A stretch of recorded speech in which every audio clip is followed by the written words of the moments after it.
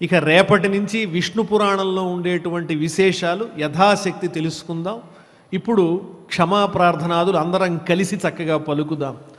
అథ క్షమా ప్రార్థన యక్షరపదభ్రష్టం మాత్రాహీనం చ యద్భవేత్ తత్సర్వం క్షమ్యతాం దేవా నారాయణ నమోస్తుతే.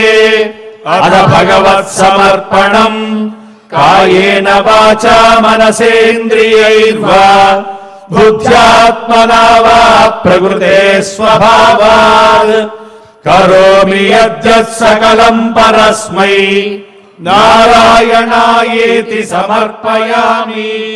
అథ మంగళం శ్రియః కాంతాయ కళ్యాణ నిధయే నిధయేర్థినాం శ్రీ వెంకట నివాసాయ శ్రీనివాసాయ మంగళం.